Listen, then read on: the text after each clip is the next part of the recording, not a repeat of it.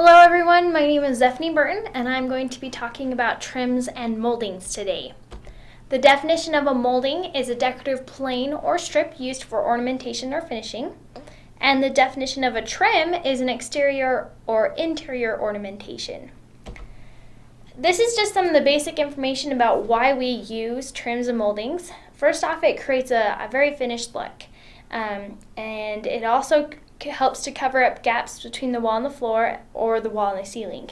Sometimes there's imperfections where those two surfaces meet, and so this helps once again to create a finished look within the interior. It helps to cover gaps around windows, doors, and casework, but it also frames those windows, doors, and the casework.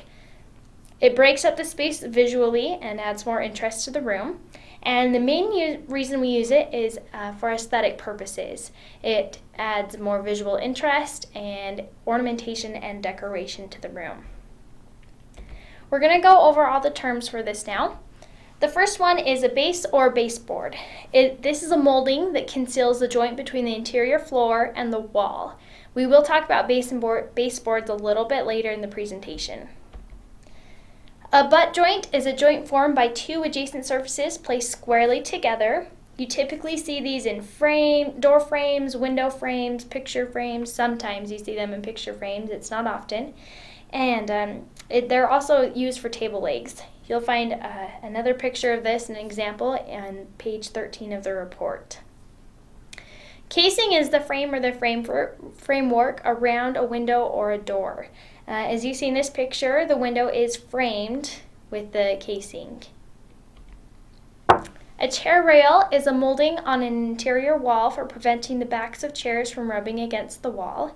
In this picture, it's that middle one that goes all the way around the room. And we also will be talking about chair rails later in the presentation again. The cornice is the uppermost section of the molding. It runs along the top of the wall just below the ceiling. We'll also talk about cornices again. This is a crown, and the crown is used for the angle. It's used with the cornice, but it's typically where the corners meet, and that's where the crown is, as you can see in this picture. A cove is a molding with a concave shape. It's used primarily where you have a right angle.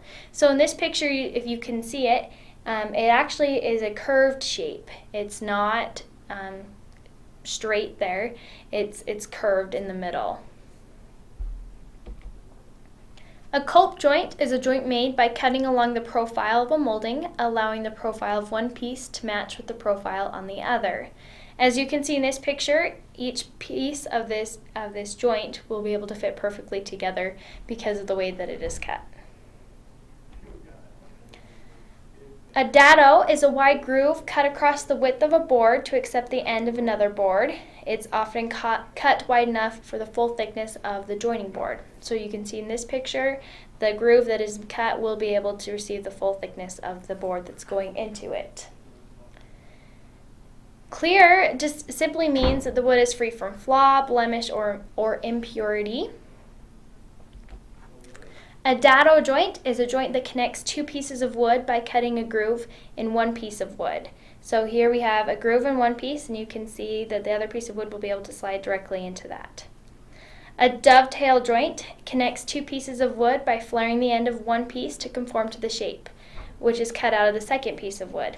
It's used primarily in drawers and boxes. A finger joint is just like it sounds. If you can imagine interlacing fingers being meshed together, it's machined on the ends of two pieces of wood. And using this type of joint, it's possible to make a long piece of millstock for any shorter pieces with many shorter pieces of wood. A miter joint is a joint that forms at a corner. It's usually both sides are chopped at a 45-degree angle to form a 90-degree corner. You'll see these a lot in picture frames. A lattice is simply trellis work. It's interlaced pieces of wood. And a medallion is located on a plaster ceiling, and it is molded radiating feature with a pendant light, and it's suspended from the center. Mortise and tenon is another type of joint. One piece is called the mortise, the other is called the tenon, and the mortise is shaped to recess. So if you can see in the picture, it goes inside and the tenon will be able to slide right into that. Picture molding is a molding which bands room below the ceiling line, typically a lip on the top edge, so pictures may be hung from the molding. We'll also see another example of this later in the presentation. A shoe molding is a quarter round trim applied at the bottom of a baseboard where the wall meets the floor, and it is typically rounded and it's a little bit taller than it is wide. A splice joint is used when the material isn't the required length and it's stronger and it has reinforced butt joints. A spline joint is a joint used to join two pieces of wood together.